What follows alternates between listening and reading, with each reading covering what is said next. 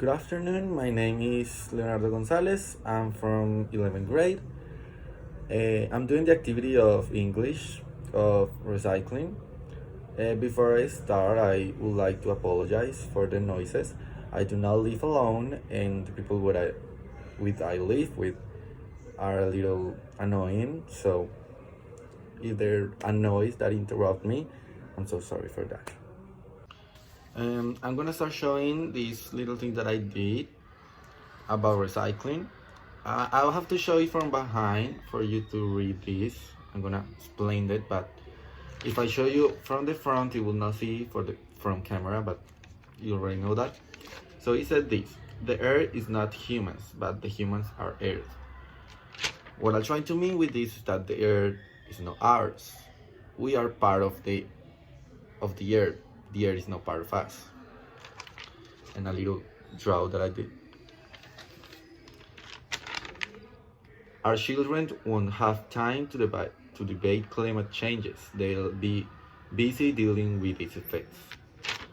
And this is the little drawing. The little drawing have these little side faces on it because I wanted to show the two sides of the coin. So yeah, what I'm trying to mean is now they're to care because we have to deal with all the climate changes, but we're not gonna talk about it. We're gonna suffer the effects. That's what I'm trying to do with that. There is not such a thing as away. When we throw anything away, it must go somewhere. And the little draw. And what I try to mean, I think is obvious. The trash is a problematic that we have not think about it yet. There's too many trash in the world, like in the ocean. There's so many plastic. There's places where they get trash and they're absolutely humongous, and so it's a really situation that we have to talk about. This, if you're not buying recycled products, you're not really recycling. It's absolutely nothing incredible, but yeah, what I'm trying to is literally what it says there. You cannot buy a cup of water and say, oh my god, I'm gonna recycle this. You're buying things that are gonna have pollution in the world, so you have to buy something that is recycled for recycling. Through history, the technologies of one generation create problems for the next one. We must find a way to find it. And this little drawing that is one of my favorites. That, well, I try to say that all the people from behind us, our parents, our grandpas, and everything, have do some shit that have affect us now, and we're gonna have to deal with it like the other draws. So we are not thinking about all the things that they are doing now, like the electricity or the gas and all the things that damage the environmental. So I think we have to change all of that, and yeah, I think we have to handle that quickly before it gets worse than it is now.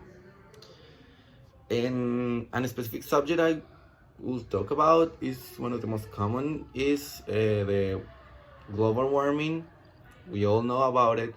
Is the extremely changes that the environmental have, like in the places that is hot, they were hot all the time. Now it's cold as fuck, and in the other way, the ways that I too hot, too cold now are absolutely hot, so they are not able to exist in there. It's changes that are affecting everything. For example, the melting of the poles that are creating more oceans, for a way to say. They're filling the oceans, so we are handling it with tsunamis and stuff like that. And the environmental and the recycling is a topic that is not to play around. I think it's something serious. It's a shame that this is only for a English class or an activity, but I really like the topic. And yeah, that must be my video. And thank you. And again, I would like to apologize for the noises and for my physical appearance, because my hair was not giving me the attitude today, so I have to take it in a bun. And all these hairs, I know it looks a little bad, but believe me when I tell you this is the most presentable thing that I can do for this week, I think. And for my voice too, I feel like I'm a little affected, so if my voice sounds weird or bad, it's because that. But yeah, thank you so much, and I really appreciate it if you like it. And that's it. Thanks.